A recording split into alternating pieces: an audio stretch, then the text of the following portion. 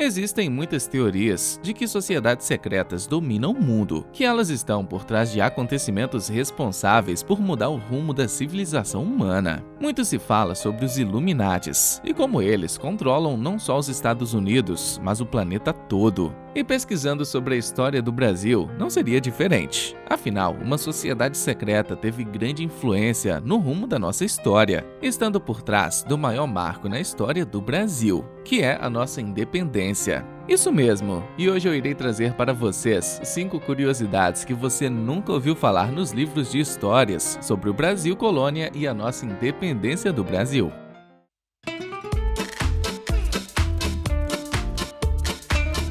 Olá, primos! Sejam bem-vindos ao canal Primo Curioso, o seu canal do YouTube que traz as maiores curiosidades e mistérios do mundo e fora dele. E, primos, preciso da sua ajuda urgente. Você sabe que a plataforma coloca metas para que a gente alcance e possamos ser reconhecidos como criador de conteúdo. E eu preciso bater a primeira meta de 1000 inscritos para que o YouTube me reconheça como criador. E para isso acontecer, eu preciso de você para vencer essa primeira etapa. Então, clique no botão de se inscrever que está aí embaixo. Ativa o sininho porque isso é muito importante e faz você ter o privilégio de ver o vídeo primeiro que os outros. E não esqueça de deixar o like nesse vídeo. Isso é algo tão simples e faz muita diferença para o percurso da história do canal.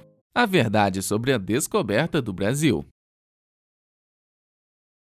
Eu quero começar esse vídeo fazendo uma pergunta polêmica. Na opinião de cada um de vocês, o Brasil foi descoberto pelos portugueses? Ou ele já tinha sido descoberto pelos índios? Me diz aí embaixo o pensamento que vocês têm sobre isso. Vou adorar ler os comentários que vocês têm sobre. Muitos historiadores entram em conflito sobre esse tema. Nós aprendemos nos livros de história que Pedro Álvares Cabral descobriu o Brasil quando se perdeu da rota para as Índias. Daí vem o nome de índios, quando eles encontraram os habitantes que moravam aqui. Mas aí que entra a questão, como descobrir algo que já está descoberto? Existem registros de que os primeiros habitantes do Brasil chegaram aqui há cerca de 10.000 anos. A teoria mais aceita atualmente trabalha com a ideia de que os grupos humanos entraram no continente americano pelo Estreito de Bering, que atualmente separa o Alasca, que pertence aos Estados Unidos, da Rússia, e de lá vieram descendo até chegarem na Amazônia e desbravarem o nosso país.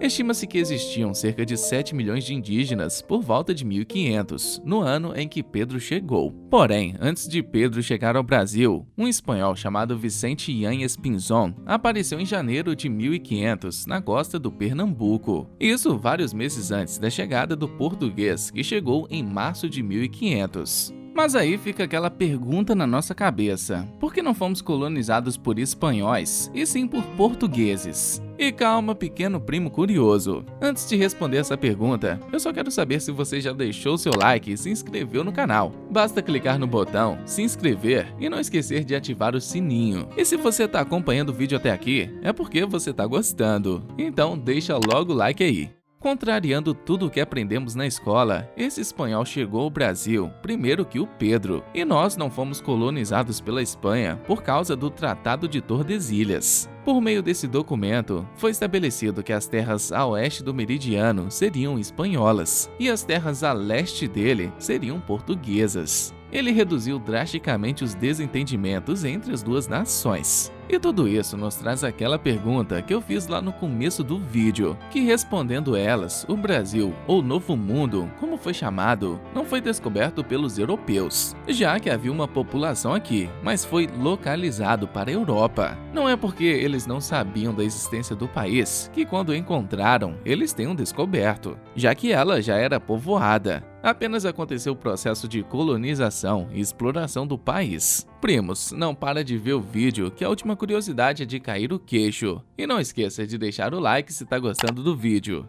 Uma criança era o imperador do Brasil.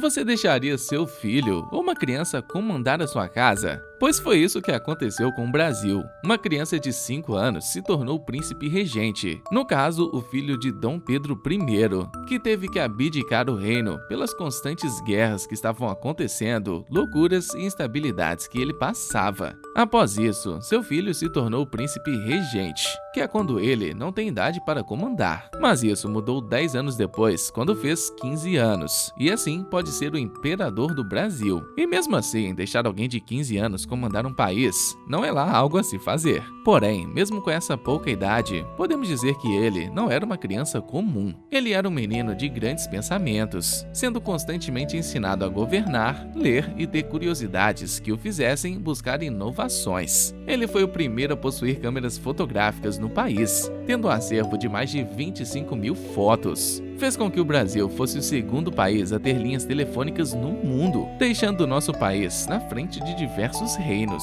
Seu apreço pela ciência o fazia ter amizades com grandes escritores, como Friedrich Nietzsche, Louis Pasteur, inventor do telefone, e até mesmo com o naturalista Charles Darwin.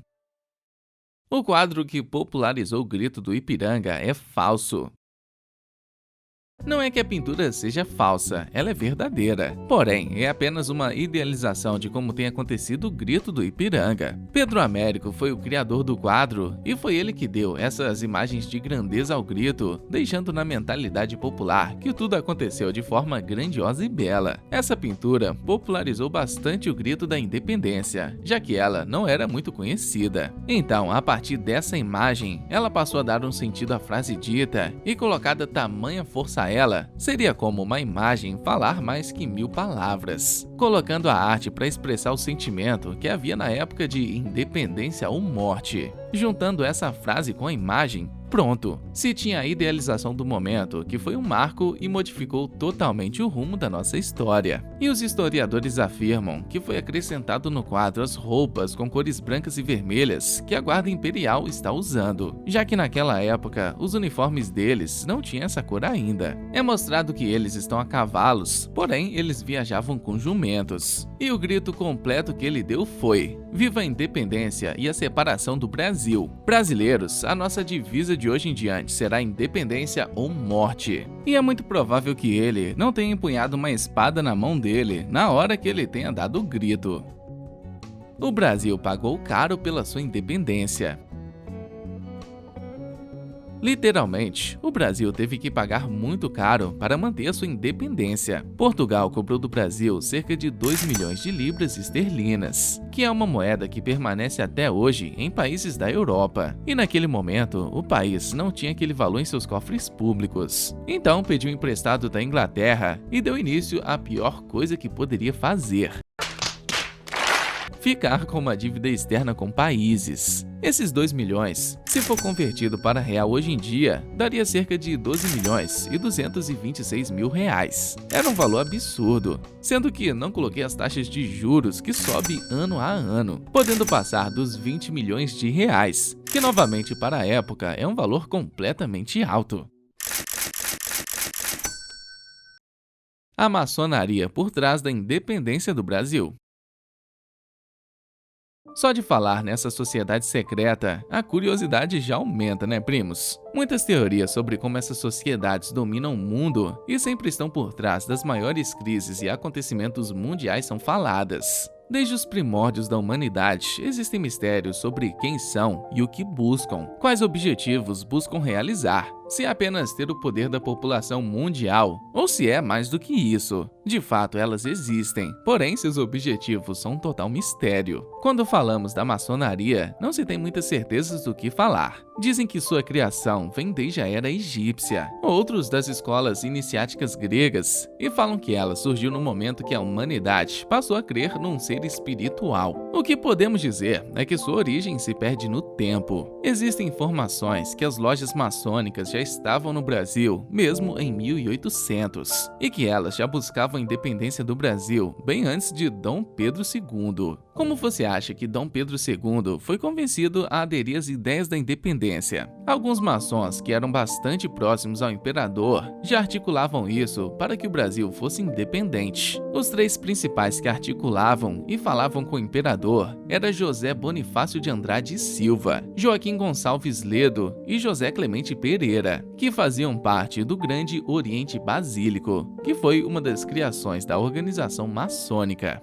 Vocês acham que a maçonaria, após ajudar na nossa independência, saiu do poder? Me diz aí embaixo, vou adorar ler. E se você for maçom e quiser nos dar mais informações sobre os objetivos de vocês, pode escrever aí também, que eu irei ler com prazer. E se você tá até aqui, é porque gostou do vídeo. Então deixa logo o like, porque isso me motiva cada vez mais a trazer histórias, curiosidades e mistérios incríveis para você. E eu preciso da sua inscrição no canal. Me ajude a bater a meta e chegar nos 1000 inscritos. É só clicar em se inscrever e ativar o sininho, que é muito importante para você ver os vídeos em primeira mão. E você tá sabendo de um buraco misterioso e gigante, capaz de engolir 6 Cristos Redentor? Eu fiz um vídeo completo trazendo tudo para você sobre o misterioso buraco do Chile. E você já imaginou pegar um peixe e dentro dele encontrar um dedo humano? Nossa, não quero nem imaginar a situação, pois foi isso que aconteceu em uma pacata cidade nos Estados Unidos. Estarei contando melhor essa história no vídeo que está aparecendo para você. E é isso, primos. Permaneçam curiosos e assistam o próximo vídeo.